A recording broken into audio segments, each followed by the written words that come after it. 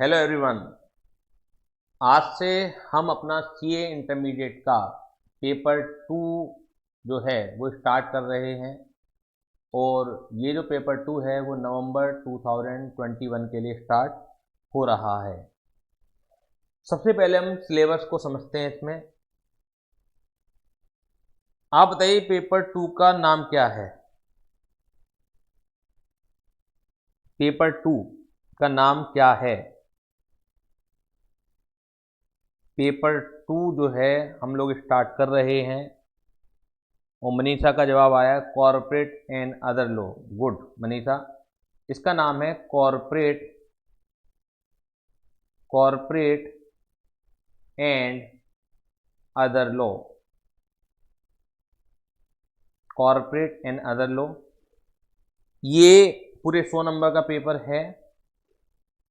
ये पूरे 100 नंबर का पेपर है। ये दो पार्टों में डिवाइडेड है पेपर, जैसे कि नाम से ही आपको पता है दो पार्टों में डिवाइडेड है ये पेपर। एक है कॉरपोरेट लॉ, कॉरपोरेट लॉ, और दूसरा है अदर लॉ।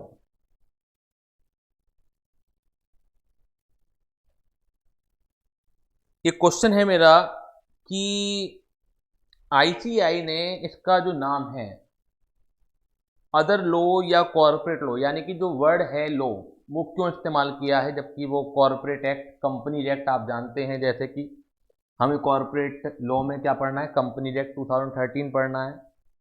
तो एक्ट वर्ड इस्तेमाल क्यों नहीं किया, लॉ वर्ड ही इस्तेमाल क्यों किया है। जल्दी से जवाब दीजिए। सैफाली ने भी ज्वाइन कर लिया।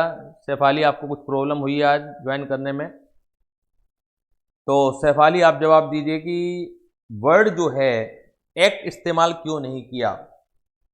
वर्ड जो है वो एक्ट, एक वर्ड होता है एक्ट, ये वर्ड इस्तेमाल क्यों नहीं किया गया है, लो वर्ड का इस्तेमाल क्यों किया गया है। Is any difference between the word, between the term low and act. क्या कोई डिफरेंस है लो एंड एक्ट में। जवाब आया है sir, because law include act as well as case law. Very good very good very good Manisha ji. ये basic जो difference है वो सबके समझ में आना चाहिए। बहुत से स्टूडेंट को ये बेसिक डिफरेंस क्लियर नहीं होता है। एक्ट बेसिकली लॉ में एक्ट भी इंक्लूडेड होता है। लॉ एक वाइडर टर्मिनोलॉजी है और एक्ट जो है वो हम नैरो सेंस में यूज करते हैं। जैसे लॉ में क्या क्या चीजें होती हैं, अगर हम बात करें लॉ, अगर हम पढ़ रहे हैं तो इसमें कोई सा भी एक्ट शामिल होगा। जैसे हम कॉर्पोरेट लॉ की बात कर रहे हैं तो कंपनी एक्ट भी शामिल होगा। इसके अंदर हम बात कर लेते हैं जो कंपनी एक्ट, कंपनी एक्ट भी शामिल होगा। इसके अंदर हम रूल्स की भी बात करेंगे, यानी कि ना केवल हमें कंपनी एक्ट पढ़ना है बल्कि हमें कंपनी रूल्स भी स्टडी करने हैं। इसके अंदर हम लोग जो केस स्टडी है, आप जानते हैं केस स्टडी जो है हाई कोर्ट की या सुप्रीम कोर्ट की, वो भी हमें स्टडी करनी है केस स्टडी। इसके अंदर हमें जो सर्कुलर समय समय पर निकलते हैं वो भी हमें स्टडी करने हैं, और इसके अंदर जो हमें नोटिफिकेशन होते हैं वो भी हमें स्टडी करने हैं।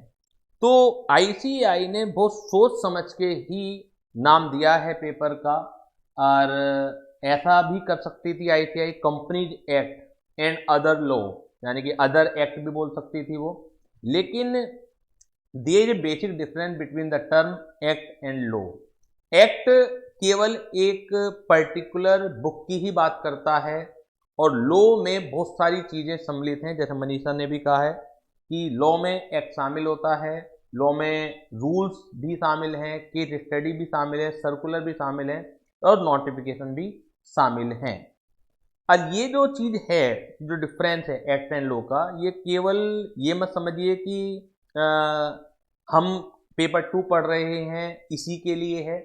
हम पेपर जब फोर पढ़ते हैं टैक्सेशन लॉ, उसके लिए भी है। कुछ चीजें पर्टिकुलर एक्ट से रिलेटेड नहीं होती हैं, जो एक लॉ की अपनी दुनिया है। लॉ यानी कि चाहे उसमें जीएसटी शामिल हो, चाहे उसमें टैक्सेशन शामिल हो, चाहे उसमें कॉन्ट्रैक्ट एक्ट शामिल हो, तो जो लॉ की एक अपनी दुनिया है उसमें कुछ बेसिक कंसेप्ट हर जगह ही आते हैं। तो जैसे ये बेसिक कॉन्सेप्ट है, लॉ एंड एक्ट का जो डिफरेंस है ये हर जगह ही काम करेगा। अब आपका क्वेश्चन ये आएगा कि सर सर्कुलर क्या है, नोटिफिकेशन क्या है, इसका केस स्टडी तो हमें पता है कि हाई कोर्ट या सुप्रीम कोर्ट ने समय समय पर कुछ कहा है, तो वो केस स्टडी के नाम से जाना जाता है। सर्कुलर नोटिफिकेशन की बात हम बाद में कर लेंगे कि इनकी जो एप्लीकेबिलिटी है क्या है, इनका जो इम्पैक्ट है क्या है, क्योंकि टैक्सेशन में भी जब हम क्लास लेंगे तो वहाँ पे भी इन चीज़ों का ज़रूरत पड़ेगी। तो समय पर आपको क्लियर हो जाएगा कि what is the difference between circular and notification. तो सबसे पहले हम बात कर रहे थे अपने पेपर की, पेपर 2 है और इसका जो नाम है कॉर्पोरेट एंड अदर लॉ है। तो कॉर्पोरेट लॉ जो है ये कितने नंबर का है ये मालूम होना चाहिए आपको। कॉर्पोरेट लॉ जो है इसके मार्क्स कितने हैं, ये 60 नंबर का है। कितने नंबर का है, ये 60 नंबर का है।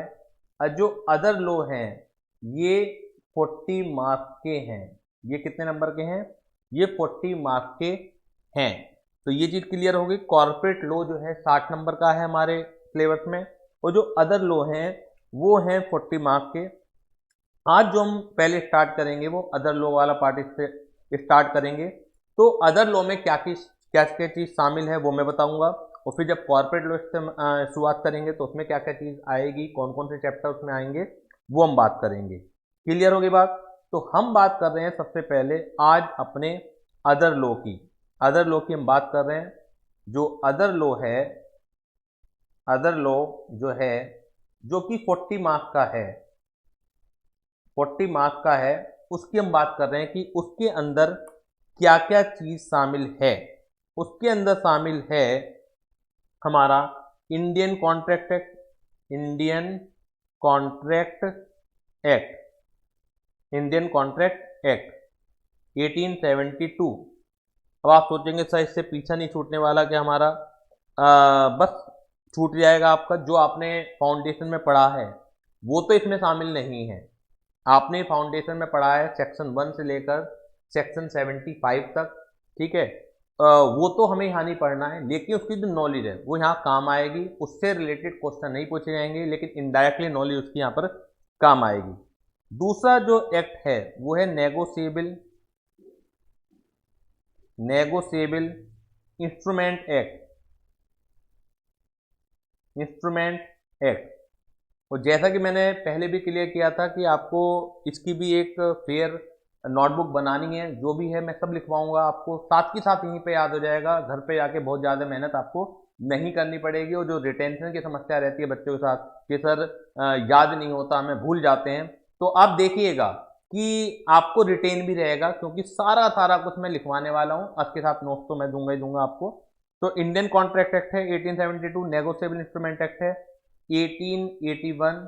इसके अलावा हमारे पास तीसरा जो एक्ट है वो है journal close act, journal clause act 1887। और लास्ट है interpretation of statute, interpretation of statute, statute, deeds and document.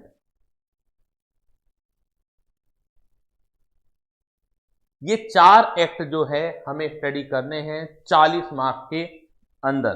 अब आप में से पूछेंगे सर इंडियन कॉन्ट्रैक्ट एक्ट कितने नंबर का आएगा, नेगोशिएबल इंस्ट्रूमेंट कितने नंबर का आएगा, जर्नल क्लोज कितने नंबर का आएगा, और interpretation of statute, deeds and document कितने नंबर का आएगा। मैं नहीं बता सकता आपको, क्योंकि आईसीआई ने इस तरह का कोई सेगमेंट वाइज मार्किंग एलोकेशन नहीं कर रखी। उसने बता रखा है कि 40 नंबर का अदर लॉ आएंगे और जो कॉर्पोरेट लॉ है वो 60 नंबर का आएगा, इतना बता रखा है।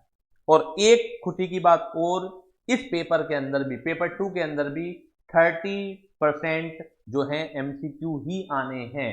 70% सब्जेक्टिव आएगा, केस बेस्ड पेपर आएगा, और 30% जो है आपके एमसीक्यू से क्वेश्चन पूछे जाएंगे।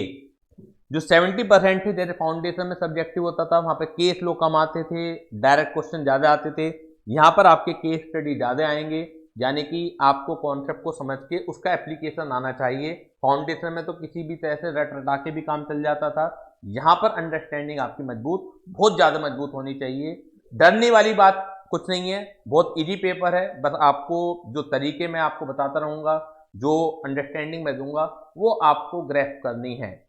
तो अदर लॉ जो है 40 नंबर का है आपका, जिसमें कि Indian contract act 1872, negotiable instrument act 1881, journal close act 1887 और interpretation statute, deeds and document, ये 4 पार्ट आपके हैं। तो ये हमने देखा पेपर का जो नाम है paper 2 corporate and other law, ये 2 पार्टों में है। कॉर्पोरेट लॉ 60 नंबर का है, अदर लॉ 40 मार्क्स का है।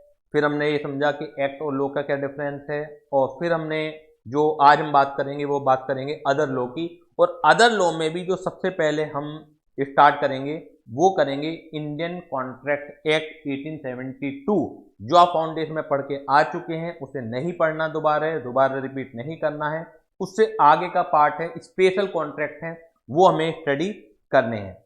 अब हम समझ लेते हैं कि हमारे पास स्पेशल कॉन्ट्रैक्ट में क्या है।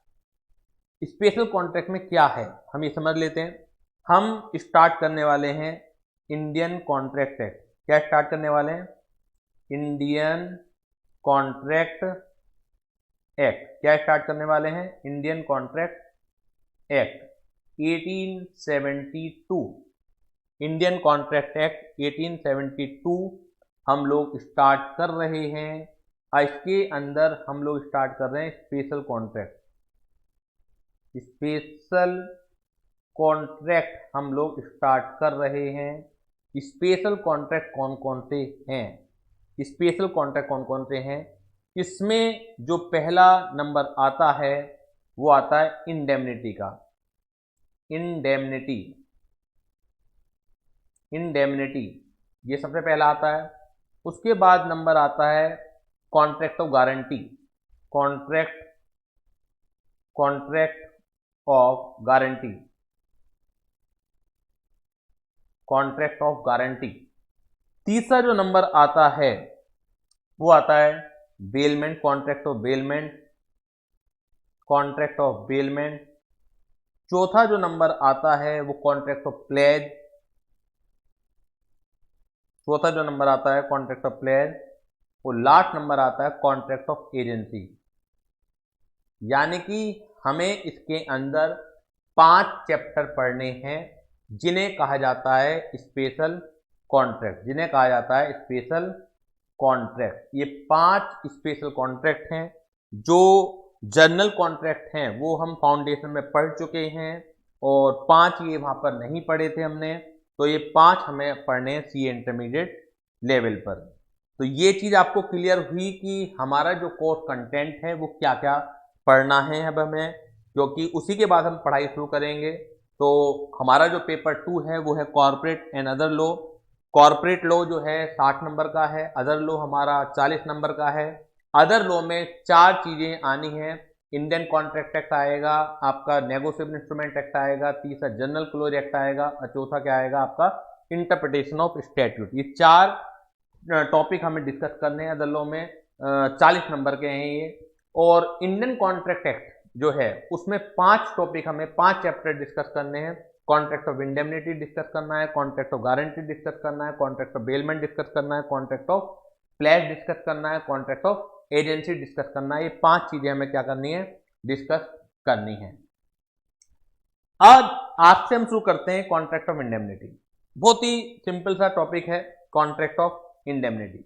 सोच के बताइए थोड़ा सा कि कॉन्ट्रैक्ट ऑफ इंडेमनिटी क्या है। पहले आप सोचिए contract of indemnity. Contract of indemnity simple भाषा में किस तरह के कॉन्ट्रैक्ट को इंडेमनिटी का कॉन्ट्रैक्ट कहा जाता है? टेक्निकल तो मैं बता ही दूंगा आपको, उसकी चिंता मत कीजिए, लेकिन पहले सोचिए आप कॉन्ट्रैक्ट ऑफ इंडेमनिटी क्या है। जवाब आया indemnity means to compensate the loss. Very good Manisha, आप तो बहुत ज्यादा होशियार हैं। कॉन्ट्रैक्ट ऑफ इंडेमनिटी है क्या? इंडेमनिटी का जो शाब्दिक अर्थ है, सबसे पहले हम शाब्दिक अर्थ लेते हैं, लो का अर्थ हम बाद में लेंगे, ठीक है ना। तो जो शाब्दिक अर्थ है, जो डिक्शनरी मीनिंग है, वो है to compensate, to compensate, compensate the loss, to compensate the loss, very very good, to compensate the loss. ये एक शाब्दिक अर्थ है, ये एक डिक्शनरी मीनिंग है। लीगल मीनिंग हम देख लेंगे, हमें जरूरत लीगल मीनिंग की ही पड़ेगी, लेकिन ये एक डिक्शनरी मीनिंग है कि इंडेमनिटी कैट टू कंपनसेट द लॉस। ये देखिए जो कॉन्ट्रैक्ट ऑफ इंडेमनिटी है, इसके जो सेक्शन हैं, सेक्शन 124 एंड 125, ये दो सेक्शन में ही ये चैप्टर कवर है, सेक्शन 124 एंड सेक्शन 125। वैसे बता दूं आपकी जानकारी के लिए कि अगर आप कॉन्ट्रैक्ट एक्ट के नहीं भी याद करते हैं सेक्शन तो कोई दिक्कत वाली बात नहीं है, क्योंकि आगे वैसे काम का है नहीं, ना तो फाइनल में काम का है ये चीज़ें, और ना ही आपके प्रैक्टिकल लाइफ में आने वाला है, क्योंकि प्रैक्टिकल लाइफ में जो आप प्रैक्टिस भी करेंगे तो टैक्सेशन जीएसटी से रिलेटेड होती है प्रैक्टिस, या कंपनी एक्ट से रिलेटेड होती है।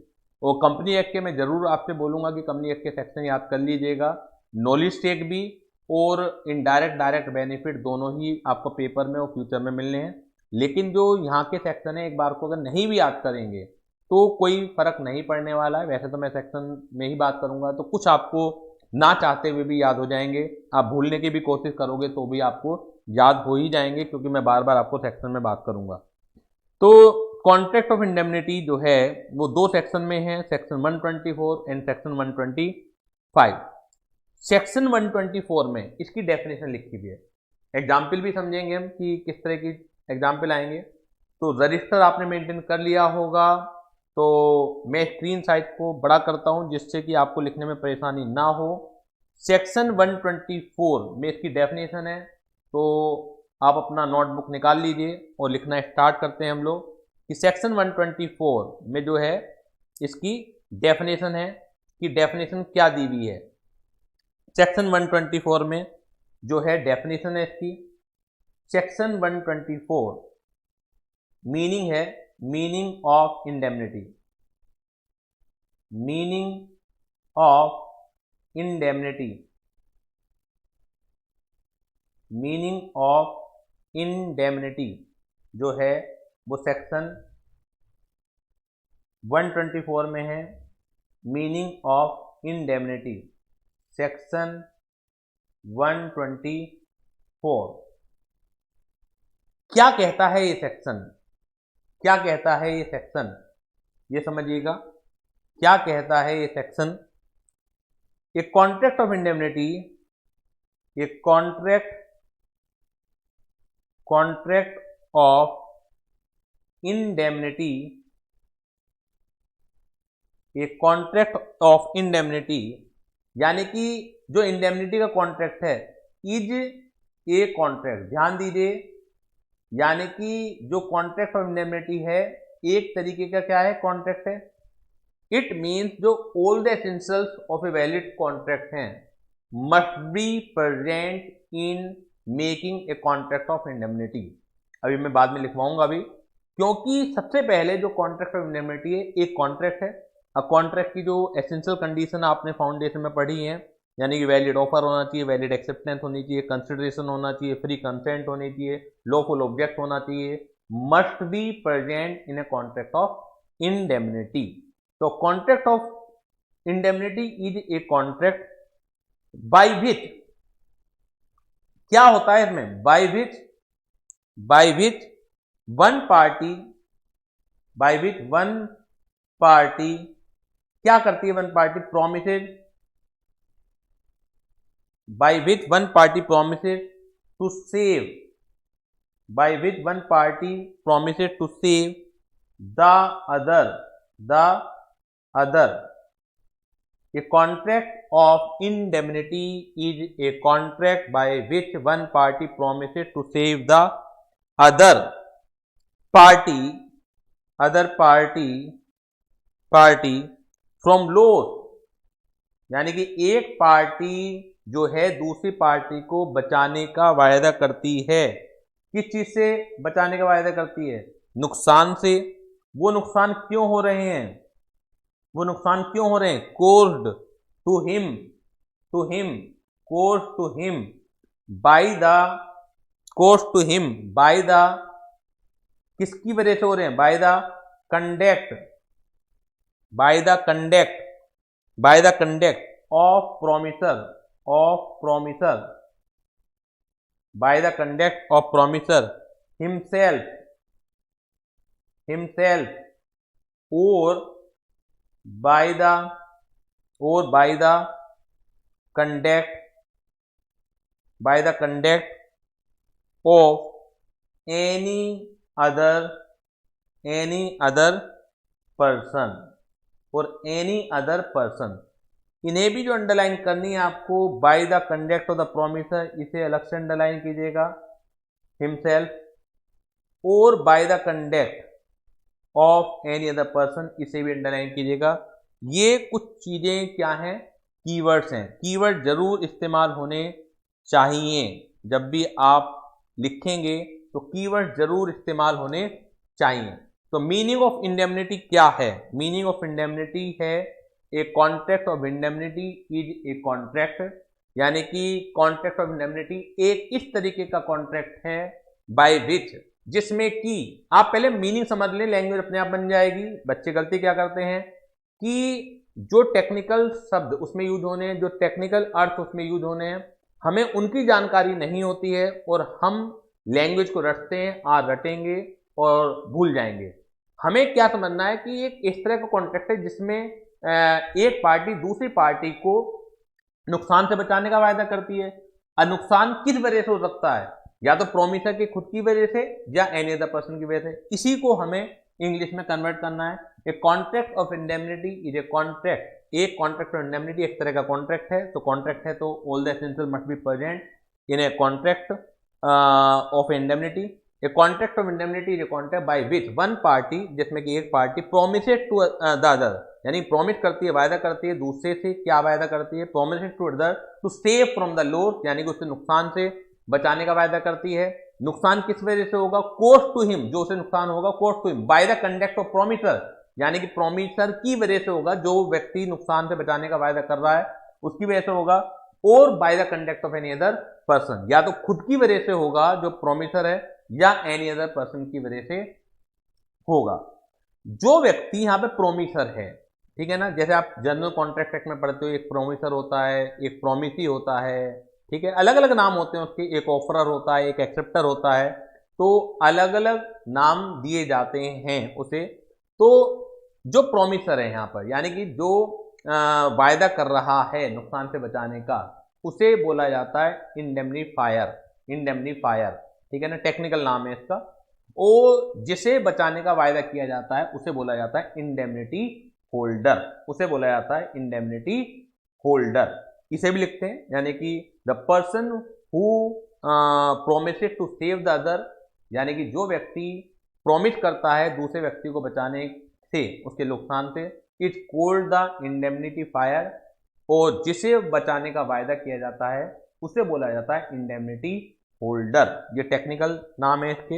एक पर्सन जो बचाने का वायदा कर रहा है उसे बोला जाएगा इंडेमनिटी फायर, और जिसे बचाने का वायदा किया जाता है उसे बोला जाएगा इंडेमनिटी होल्डर। इसे भी लिखिएगा आगे। The person who promises, the person,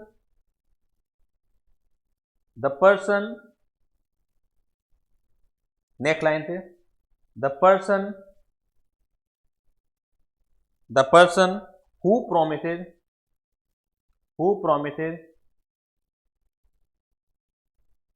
the person who promises to indemnify,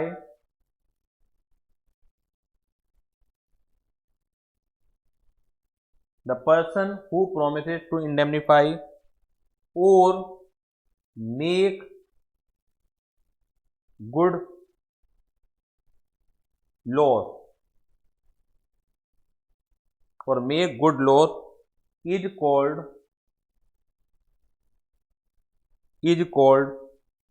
indemnifier,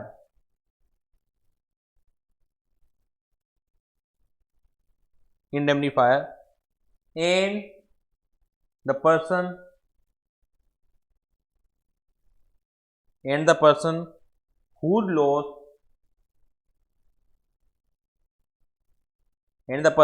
loss is made good, जिसका नुकसान पूरा किया जाता है, is called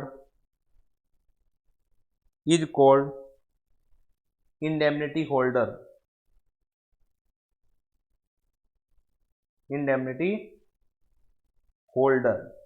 या इसे इंडेमनिफाइड भी कहा जाता है, इंडेमनिफाइड, ये दो नाम है इसके, इंडेमनिटी होल्डर और इंडेमनिफाइड।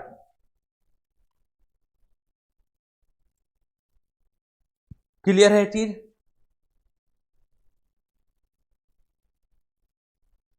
क्लियर है चीज? कोई डाउट हो बता दीजिए, जवाब आने चाहिए आपके कि किसी को डाउट तो नहीं है, फटाफट जवाब भेजिए अपने, किसी को डाउट तो नहीं है। और सामने भी जो मेरे सामने बैठे हुए हैं उनमें से किसी को डाउट तो नहीं है? फटाफट बताइए, जल्दी से बताइए, जवाब नहीं आ रहे हैं अभी। सामने से तो जवाब आ गए हैं कि सर कोई डाउट नहीं है, सामने तो मेरे सामने जो बच्चे हैं, शेफाली का जवाब आया है ऑल क्लियर सर। बाकी लोग भी बताएं, बाकी बच्चे भी बताएं, इशिता, तनु, मनीषा, सबको क्लियर है? आगे प्रोसीड करूं मैं? तनु कहां गई आप? तनु ने भी जवाब भेज दिया है, क्लियर है। मनीषा,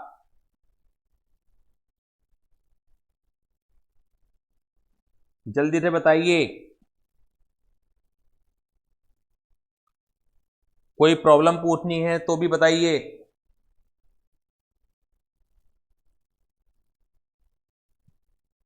कोई प्रॉब्लम पूछनी है तो भी बताइए। दोबारा से एक बार रिपीट कर लेते हैं। सेक्शन 124 एंड सेक्शन 125 है इंडेमनिटी का। सेक्शन 124 और 125 है इंडेमनिटी का।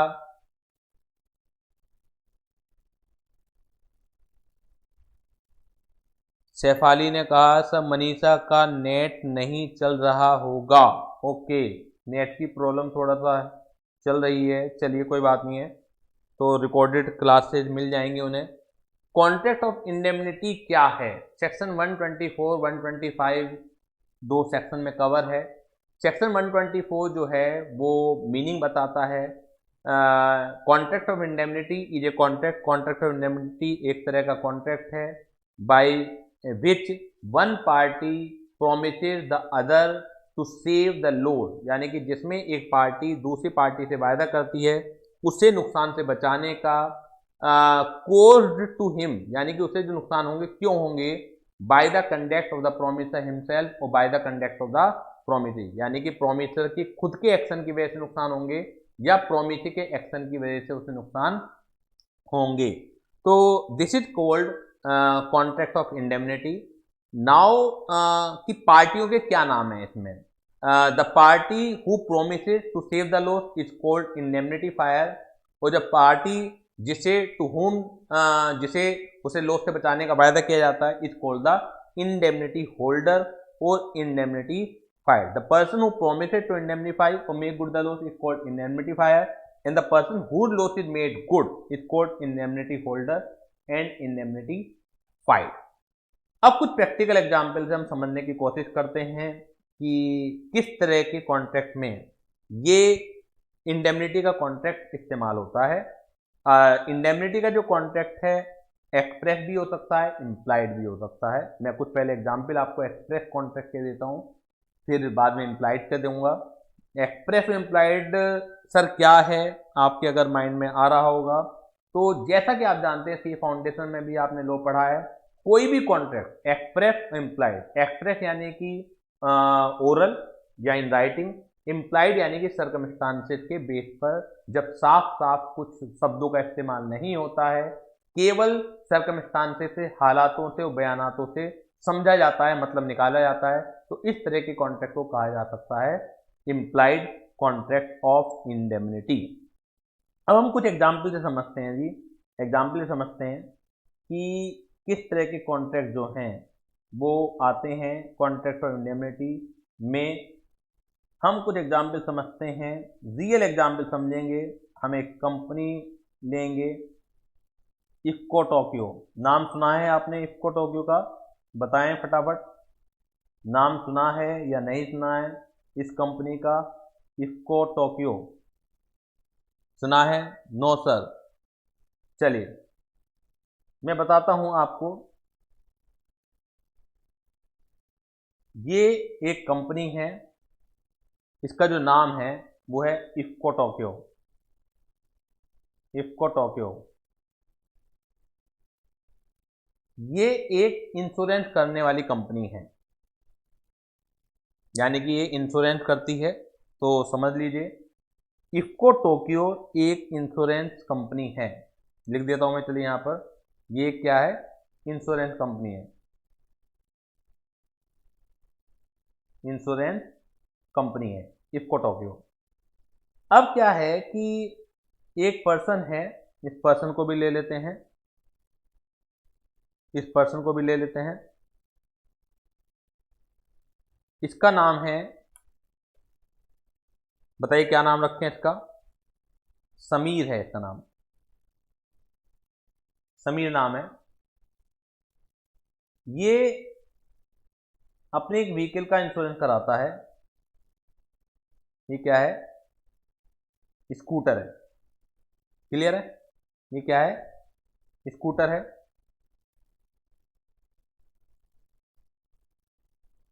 ये है स्कूटर। क्लियर है? अगर आपको कुछ कम दिख रहा होगा तो थोड़ा सा मैं स्क्रीन साइज को फिर बड़ा कर देता हूं, जिससे आपको सही दिखने लगेगा। मोबाइल पर भी आप देख रहे हैं तो स्क्रीन ज़्यादा दिखे आपको।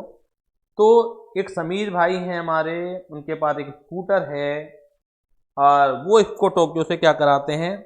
इंश्योरेंस कराते हैं। ठीक है ना? वो क्या कराते हैं? इंश्योरेंस कराते हैं। समीर भाई जो है हमारे, वो क्या कराते हैं? कंपनी से इंश्योरेंस कराते हैं। Take a insurance policy, take insurance policy, take insurance policy. Clear है? ये पहला एग्जाम्पल है हमारे। अब कुछ मिसहैपनिंग हुई इसके साथ, एक्सीडेंट हुआ, एक्सीडेंट हुआ, मिसहैपनिंग हुई। ठीक है? अब ये जो नुकसान हुआ है इसे कौन कंपनसेट कराएगा? बताइए, इसे कौन कंपनसेट कराएगा? इसे कंपनसेट कराएगी इंश्योरेंस कंपनी। इसे कंपनसेट कराएगी, इसे कंपनसेट कराएगी इंश्योरेंस कंपनी। इसे कंपनसेट कराएगी इंश्योरेंस कंपनी। क्लियर है? कंपनसेशन कौन करेगा? कंपनसेट कौन करेगी? कराएगी इंश्योरेंस कंपनी।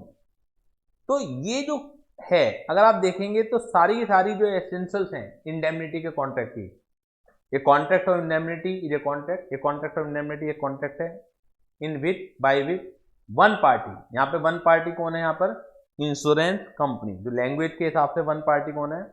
मैं जो लैंग्वेज के हिसाब से वन पार्टी भी लिख रहा हूँ, कौन है? One party. ये लैंग्वेज में वन पार्टी कौन है? यानी कि जो नुकसान पूरा कराने का वायदा करती है, वो इसका टेक्निकल नाम क्या है? इंडेमनीफायर। इंडेमनीफायर इसका टेक्निकल नाम क्या है? इंडेमनीफायर। यानी कि a contract of indemnity is a contract by which one party promised to save the other. यानी कि इसमें इंश्योरेंस कंपनी प्रॉमिस कर रही है टू सेव द अदर, दूसरे पार्टी को। तो अदर कौन है यहाँ पर? अदर ये हैं भाई साहब समीर, अदर ये हैं समीर भाई साहब। और इनका जो टेक्निकल नाम है वो क्या है? इंडेमनीफाइड। इंडेमनीफाइड, या और भी बोला जाता है इंडेमनिटी होल्डर।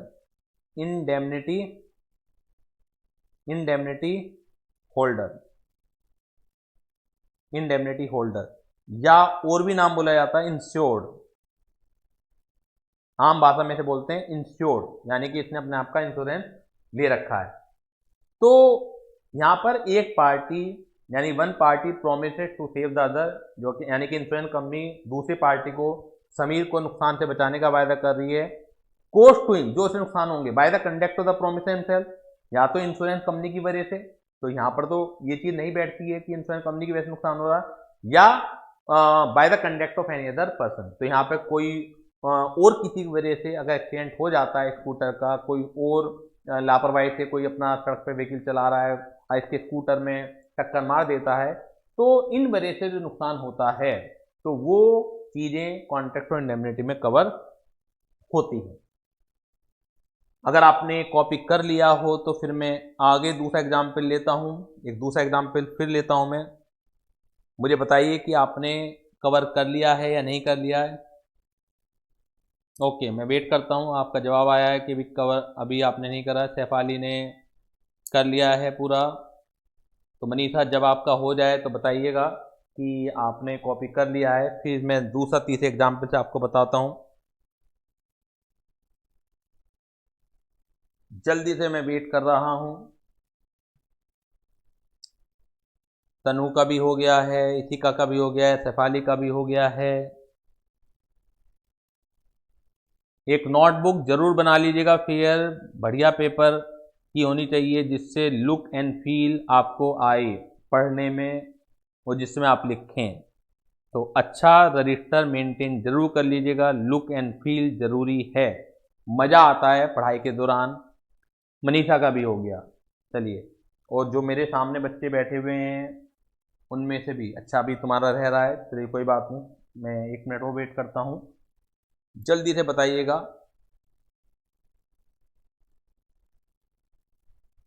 जल्दी से बताइएगा, फिर मैं दूसरा एग्जाम्पल लेता हूं। दूसरा एग्जाम्पल लेता हूं, हो गया। चलिए नेक्स्ट एग्जाम्पल देखिएगा, दूसरा एग्जाम्पल देखिएगा। यहां पर एक कंपनी है, कंपनी को हम ले लेते हैं। चलिए पहले ये कंपनी है, ये कंपनी आपके सामने आ गई है। ये है जी टीसीएस लिमिटेड, टीसीएस लिमिटेड, ठीक है ना, टाटा कंसल्टेंसी सर्विस लिमिटेड। नाम सुना होगा आपने टीसीएस का, तो सभी लोगों ने सुना होगा। बताइए सुना है या नहीं सुना, जल्दी से जवाब भेजिए अपना। टीसीएस का नाम सुना है या नहीं सुना आपने, नाम सुना है या नहीं सुना? सुना है, गुड। चलिए ये टीसीएस कंपनी है। अब एक महाशय हैं, इन्हें ले लेते हैं, महाशय जी को। ये महाशय हैं। अब क्या हुआ ये समझिए, इनका नाम रख देते हैं हम लोग रॉबिन, इनका नाम रख देते हैं हम, ये रॉबिन है, ठीक है। अब जो टीसीएस लिमिटेड है, ये इंडेमनिटी होल्डर है या इंडेमनिटीफायर है, ये तो चलिए मैं बात की बात करते हैं। हुआ क्या, ये एक शेयर होल्डर है जो रॉबिन है, ये एक शेयर होल्डर है रॉबिन। अब हुआ क्या इनके साथ, इनके पास एक शेयर था, तो एक्स यानी कि रॉबिन, इन्हें मैं रॉबिन नहीं लिखूंगा, robin had lost Robin had lost his share certificate,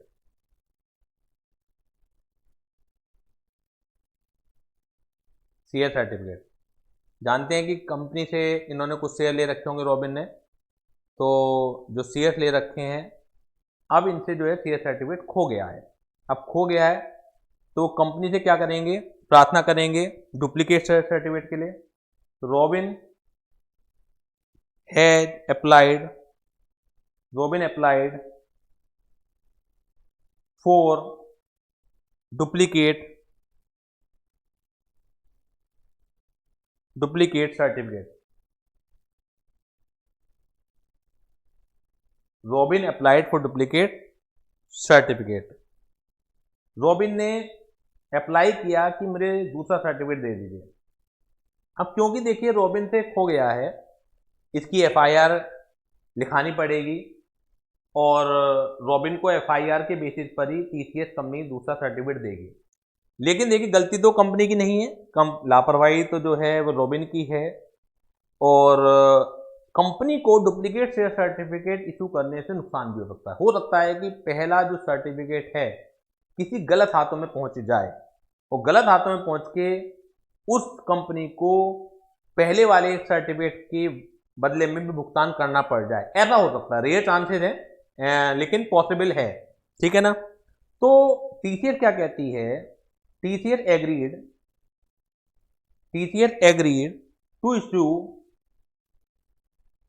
to issue the same, यानी कि वो एग्री है कि हम तुम्हें डुप्लीकेट शेयर सर्टिफिकेट इशू कर देते हैं ऑन द टर्म्स, लेकिन एक शर्त लगा देती है on the term that Robin will compensate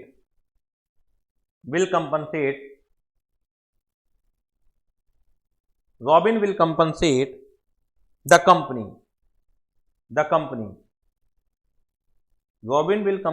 company if company suffered the loss।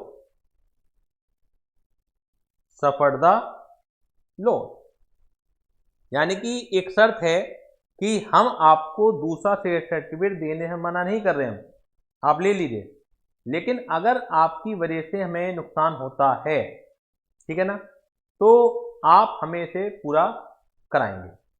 Clear हो गई बात, ये आप हमें से पूरा कराएंगे। कोई डाउट हो तो बता दीजिए मुझे, यहां पे कोई भी डाउट हो बता दीजिए।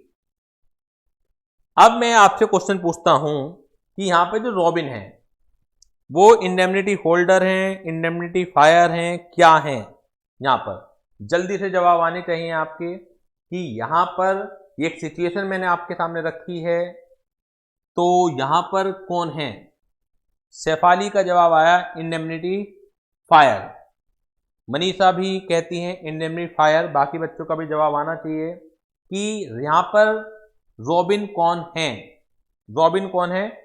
सभी का जवाब है इंडेमनीफायर, और मैं इसे लॉक कर देता हूं कि यहां पर जो रॉबिन है वो क्या है? इंडेमनीफायर है यहां पर। क्यों? क्योंकि the person who promises the other to save the loss, यानी कि इंडेमनीफायर कौन होता है? जो वायदा करता है दूसरे को नुकसान से बचाने के लिए, वो इंडेमनीफायर होता है। और जिससे वायदा किया जाता है वो क्या होता है? Indemnity holder. तो इंश्योरेंस कंपनी जो टीसीएस जो लिमिटेड है वो क्या हुई? ये हुई इंडेमनिटी होल्डर, इंडेमनिटी होल्डर हुई है, इंडेमनिटी होल्डर हुई है। Is it clear to all of you? Is it clear to all of you? Clear है? आपने कॉपी भी कर लिया है इसे या नहीं किया है, मुझे बता दीजिए। कॉपी कर लिया है या नहीं कर लिया है? मैं आगे बढ़ता हूं फिर। सभी का कॉपी हो गया है। चलिए एक तीसरा एग्जाम्पल और लेते हैं, हम लोग तीसरा एग्जाम्पल और लेते हैं। तीसरे एग्जाम्पल में दो करेक्टर हम लोग लेते हैं। तीसरे एग्जाम्पल में दो करेक्टर हम लोग लेते हैं। तीसरे एग्जाम्पल में दो करेक्टर हम लोग लेते हैं।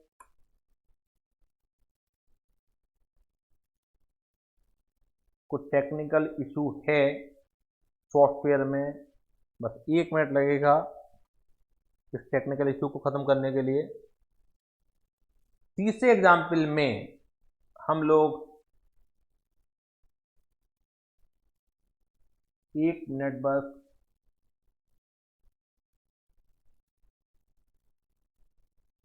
तीसरे एग्जाम्पल में हम तीसरे एग्जाम्पल पर आ जाते हैं। तीसरे एग्जाम्पल में हम दो करेक्टर लेते हैं,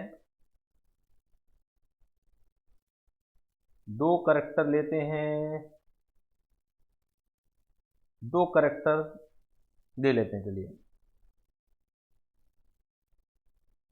एक ये है और एक ये है, ठीक है। इनके नाम रखते हैं, इनका नाम रख लेते हैं हम लोग। ये है x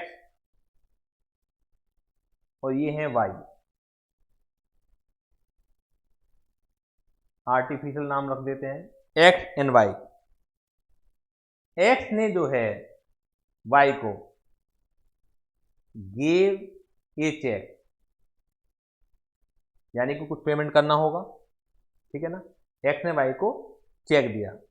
अब हुआ क्या ये समझिएगा। y load the cheque, y load the cheque, y load the cheque, y से चेक खो जाता है। अब चेक खो जाता है तो y demanded another cheque from x, y demanded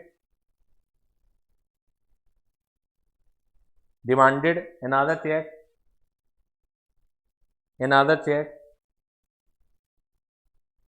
from x। y ने दूसरा चेक डिमांड किया x से। x इशू करने के लिए तैयार हो जाता है। x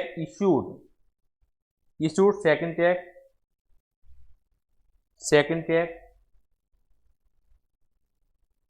किन शर्तों पर? On the term that x issued second check on the term that if he, यानी कि x suffers losses, then y will compensate।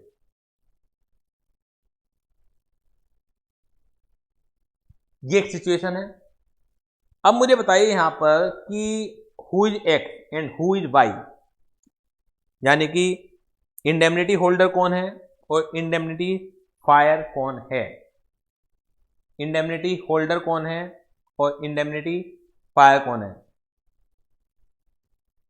X को टेक्निकली क्या कहेंगे और वाई को टेक्निकली क्या बोलेंगे। Who is X and who is Y. Y is indemnifier and X is indemnity holder.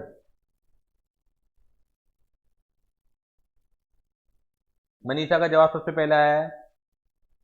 अब इसी का भी जवाब आ गया है। गुड। तो वाई इज, कौन है वाई? क्योंकि जो नुकसान से बचाने का वायदा करता है। अब नुकसान से वाई बचाने का वायदा कर रहा है एक्स को कि अगर मेरी वजह से मेरे से चेक हो गया है, नुकसान आपको हो सकता है, तो मैं उसे कंपनसेट कर दूंगी, ठीक है ना। तो Y is indemnifier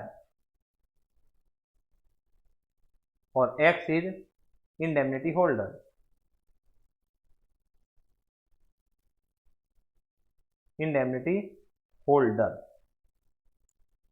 is it clear to all of you?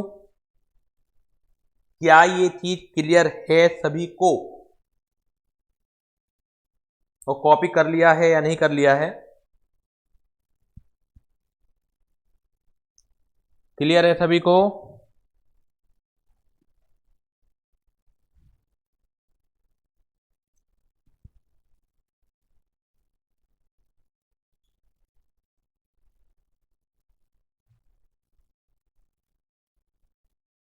आगे बढ़ सकता हूं मैं?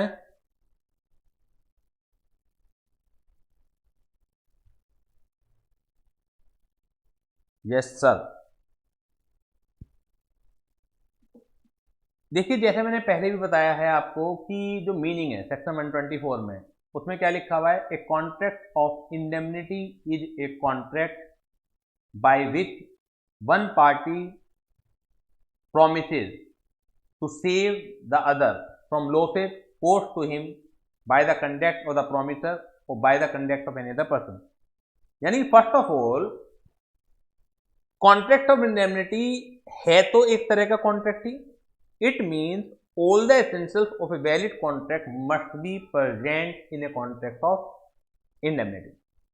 If all essentials are not present in a contract of indemnity, अगर आपको ऐसा लगे, क्योंकि फाउंडेशन और इंटरमीडिएट में आप समझिए कि क्या अंतर है, यहाँ केस स्टडी आएंगी, सिचुएशन आएगी. अब सिचुएशन में पहले आपको पता लगाना पड़ेगा ये कॉन्ट्रैक्ट ऑफ इंडेमनिटी है, गारंटी है, प्लेज है, बेलमेंट है, ये आइडेंटिफाई करना पड़ेगा. ऐसा नहीं कि डायरेक्ट क्वेश्चन आ गया कि बेलमेंट क्या है, उसके एसेंशियल बताइए. सबसे जो ज्यादा माइंड लगता है, एक सिचुएशन आपको दे दी जाएगी और उसे पहचानना पड़ेगा आपको. ठीक है, तो आपको ये देखना है कि क्या सारी एसेंशियल कॉन्ट्रैक्ट होने के लिए मौजूद हैं. अगर एक पार्टी दूसरी पार्टी को नुकसान से बचाने का वायदा भी कर रही है, इंडेमनिटी के तो सारे एसेंशियल मौजूद हैं, लेकिन हो सकता है कि जो कॉन्ट्रैक्ट के एसेंशियल है वो मौजूद नहीं है और आपसे पूछा जाए कि क्या ये वैलिड कॉन्ट्रैक्ट ऑफ इंडेमनिटी, आपका जवाब क्या आना चाहिए? नो. क्यों? क्योंकि सबसे पहले इंडेमनिटी का कॉन्ट्रैक्ट एक कॉन्ट्रैक्ट है और वो क्या है, कॉन्ट्रैक्ट की जो एसेंशियल है वो पूरी होनी चाहिए. तो इसे भी मेरे साथ लिखिएगा कि कॉन्ट्रैक्ट ऑफ इंडेमनिटी जो है सबसे पहले वो क्या है, सबसे पहले वो क्या है, लिखिएगा. ए contract of indemnity, a contract of indemnity, a contract of indemnity is like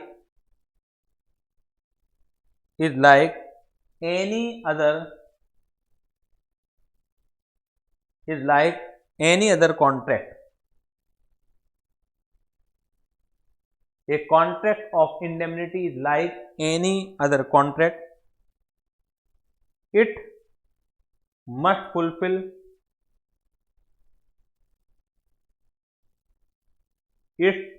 fulfill all the other essentials,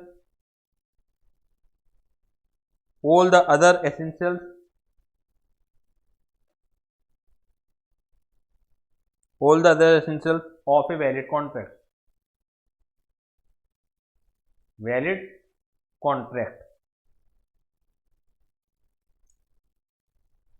That is, यानी कि प्रॉपर कंसिडरेशन होना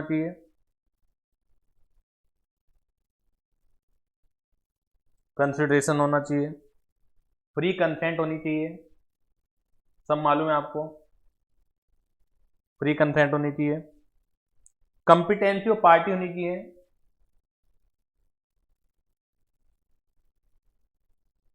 यानी कि कॉन्टैक्ट करने के लायक होनी चाहिए, कंपिटेंसी ऑफ पार्टी होनी चाहिए, लॉफुल ऑब्जेक्ट होना चाहिए, और भी जो बाकी बची हुई हैं वो सब भी होने चाहिए. क्लियर है?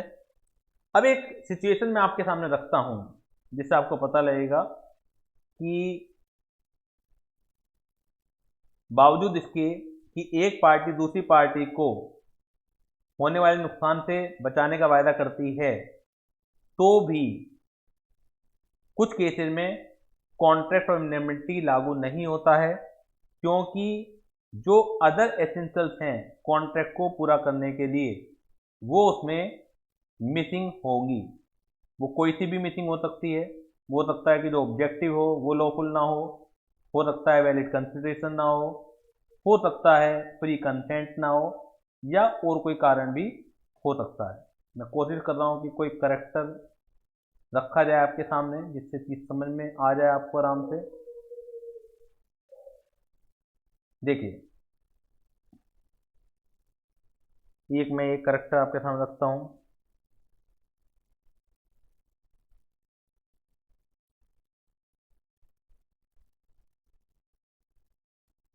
यहां पर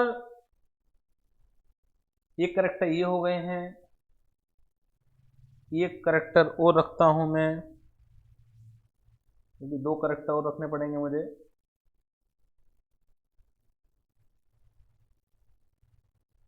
एक करेक्टर ये है, एक करेक्टर ये है. चलिए ये रखते हैं। यहां पे क्या है,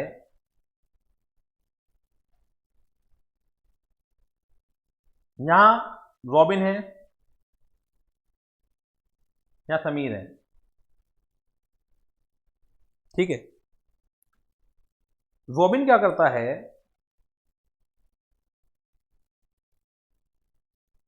रॉबिन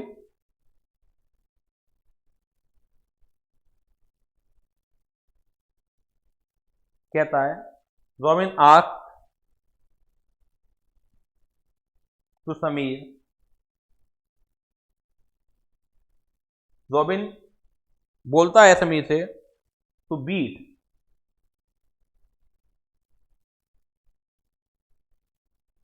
इसका भी नाम रख देते हैं हम, टू बीट वाई, इसका नाम रख देते हैं हम वाई, ठीक है ना। रॉबिन समीर से कहता है कि आप वाई को पीटिए। इसके बदले में प्रॉमिस करता है, क्या प्रॉमिस करता है, प्रॉमिस करता है, promises to compensate, promises to compensate, promises to compensate against consequences, against consequences।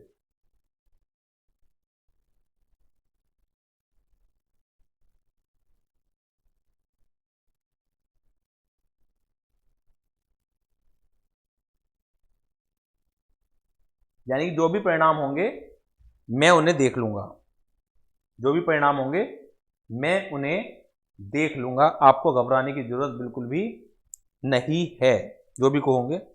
Suppose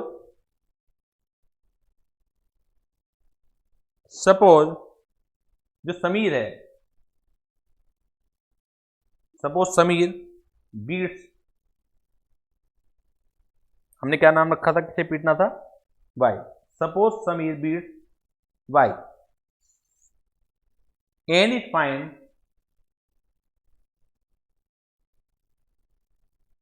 find rupees 1000, उसके ऊपर 1000 का फाइन लगा। Now Sameer can not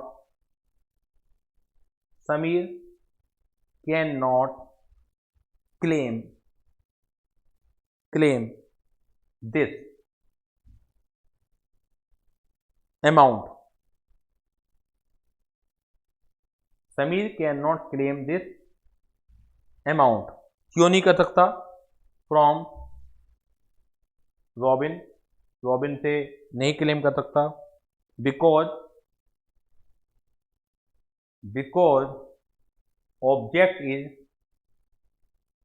object is unlawful, क्योंकि जो आप इंडेमनिटी की एसेंशियल्स हैं वो तो एक तरह से पूरी हो रही हैं, क्लियर है, वो तो एक तरह से पूरी हो रही हैं, लेकिन अगर हम बात करें कि जो अदर एसेंशियल्स होती हैं कॉन्ट्रैक्ट की, क्या वो सेटिस्फाइड हो रही हैं इसमें, तो क्योंकि अदर एसेंशियल सेटिस्फाइड नहीं हो रही हैं तो this is not a contract of indemnity, और जब कॉन्ट्रैक्ट ऑफ इंडेमनिटी है ही नहीं तो प्रॉमिसर की कोई रेस्पॉन्सिबिलिटी नहीं बनती है कि वो दूसरी पार्टी को लीगली कंपनसेट करे, जैसा कि यहां पर दिख रहा है कि लग रहा है आपको कि रॉबिन जो है समीर से कहता है तो प्रॉमिसर रॉबिन हो गया, इसमें समीर जो है इंडेमनिटी होल्डर हो गया कि आप भाई की पिटाई कीजिए, समीर से कहा जा रहा है, और अगर कुछ होगा तो मैं भुगत लूंगा, मैं दे दूंगा। तो अगर समीर ये एक्शन लेता है, भाई की पिटाई कर देता है और पर फाइन लगता है, तो समीर लीगली रॉबिन से कुछ भी रिकवर करने के लिए एंटाइटल नहीं है, कोर्ट में नहीं जा सकता, कोर्ट में इसकी सुनवाई नहीं होगी, because this is not a contract of indemnity, because object is unlawful. तो is it clear to all of you, ये सब चीज क्लियर हुई आपको या नहीं हुई, मुझे फटाफट जवाब भेजिए, ये क्लियर हुआ है आपको या नहीं हुआ है। क्लियर हो गया है, सभी के जवाब आ गए हैं, जो मेरे सामने बैठे हुए हैं उन्हें भी क्लियर हो गया है, बिल्कुल क्लियर हो गया है उन लोगों को भी। तो दिस इज सेक्शन 124। मीनिंग आज मैंने क्लियर किया है और मीनिंग के साथ उसके कुछ एग्जाम्पल मैंने आपको दिए बताए हैं, तो इससे आपको अच्छे से क्लियर हो गया होगा। नेक्स्ट क्लास में यानी कि कल की क्लास में करेंगे सेक्शन 125। उसमें है राइट ऑफ इंडेमनिटी होल्डर, उसमें होंगे राइट्स ऑफ इंडेमनिटी होल्डर। फिर उन क्वेश्चनों की प्रैक्टिस करेंगे, एमसीक्यू वगैरह की कुछ, और डायरेक्ट क्वेश्चन कौन कौन से इसमें से आ सकते हैं। छोटा सा टॉपिक है, इसमें से बहुत ज़्यादा क्वेश्चन नहीं बनते हैं। अगला जो टॉपिक है वो है आपका कॉन्ट्रैक्ट ऑफ गारंटी। तो जब इंडेमनिटी का कॉन्ट्रैक्ट खत्म हो जाएगा और कॉन्ट्रैक्ट ऑफ गारंटी का चैप्टर खत्म हो जाएगा, तो हम एक टेस्ट कंडक्ट करेंगे, तो उसके लिए भी आप तैयार रहिए। इसी तरीके से हम टैक्सेशन में भी टेस्ट कंडक्ट करेंगे कि एक चैप्टर जो पहला चैप्टर चल रहा है इंट्रोडक्शन, उसमें तो बहुत ज़्यादा क्वेश्चन ज़्यादा बनते नहीं हैं, लेकिन जब हम रेजिडेंशियल स्टेटस भी कंप्लीट करेंगे तो टेस्ट तब हो पाएगा उसका। तो यहाँ पर हम कॉन्ट्रैक्ट ऑफ गारंटी जब खत्म कर देंगे तो तब टेस्ट कंडक्ट करेंगे, साथ के साथ आप रिवाइज करते रहिए इसे। क्लियर है? तो आज की क्लास यहीं तक रखते हैं, बाकी बात करेंगे नेक्स्ट क्लास में। थोड़ी ही देर बाद, आपकी 10-15 मिनट बाद मैं चालू करूँगा। अभी मेरी घड़ी में बज रहे हैं 10:40, तो मैंने कहा था कि 10:30 बजे तक मैं क्लास लूँगा, फिर 11:15 बजे से शुरू करूँगा। तो 10 मिनट बाद यानी 10:40 हो रहे हैं, 10:50 पर हम दोबारा से मिलते हैं। तब तक के लिए बाय बाय, थैंक यू।